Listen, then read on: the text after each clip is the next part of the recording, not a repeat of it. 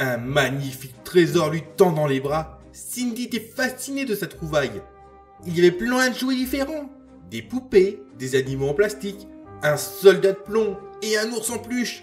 Il y avait même un monsieur pirate. Et en plus, ils étaient tous là, avec leurs accessoires. La voiture, le bateau et le cheval. Par contre, ils ne causaient pas cela.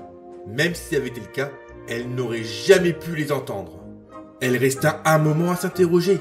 Devait-elle garder sa trouvaille pour elle? Ou bien partager avec son petit frère? Elle finit par redescendre, appelée par une voix lui indiquant l'heure de passer à table. Dévalant l'escalier, elle se précipita vers la salle à manger. C'était l'occasion pour les jouets d'analyser leur situation. Regroupement Bleuzaï, Monsieur Pitt, rapport sur notre situation. Morbleu, lieutenant de Cajapulco, voilà la situation. On était peinards, et maintenant, bah on l'est plus. Puis, je suis pas votre troufion, alors calbos sur les ordres. Mais c'est moi le soldat, alors c'est moi qui sais gérer la situation. Comme l'entretien des lieux, on l'a passé pour les cons devant les nouveaux arrivants. Même le narrateur se fout de notre gueule. Pas du tout. J'ai émis un avis critique sur le résultat. Et puis, on n'accuse pas le narrateur, sinon, il y a des conséquences.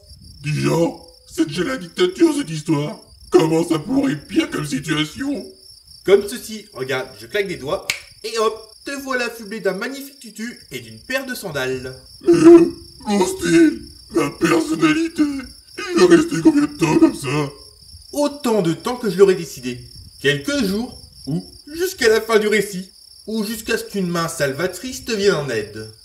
Plusieurs heures écoulées, la petite fille qui aurait dû aller se coucher après son repas et son bain remonta discrètement l'escalier du grenier. Elle observa les jouets et après s'être décidée à n'en parler à personne, elle voulut tout de même en garder un avec elle. Un parmi eux pour veiller sur son sommeil, pour la protéger des mauvais rêves. Elle les passa en revue afin de faire son choix, puis fut troublée par un détail. Tiens, le monsieur dinosaure avait un tutu.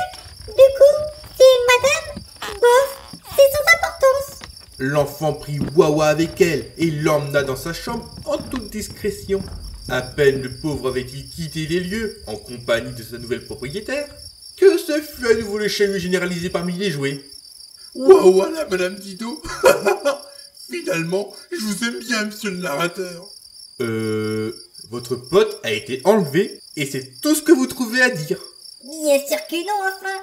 L'important, c'est qu'on a pris mon tutu. Vous auriez pu lui en inventer un, au lieu d'agrandir le mien pour l'en affubler. Vous m'en devez un nouveau. Ok, donc, tout le monde s'en fout de Wawa. Bah, l'aviez vous-même, moussaillon narrateur. On doit jouer notre rôle de jouet. Le gredin Wawa sera juste le premier à faire connaissance avec les humains. Vous aviez surtout de la chance que la gamine soit trop jeune ou trop bête pour accorder de l'importance au changement d'apparence du compagnon en plastoc. Soit, bien que j'ai le pouvoir pour effacer la mémoire de tout humain vous voyant bouger ou vous entendant parler, du coup, je pouvais bien me permettre cette sentence. Mais bref, puisqu'il en est ainsi, laissons donc ce bon Wawa là où il est. Wawa fut donc abandonné par les siens, sans aucun geste de compassion, ni de solidarité. Il va pas aimer les retrouvailles avec ses amis après ça, mais laissons donc passer la nuit, et voyons la suite des événements pour un prochain chapitre.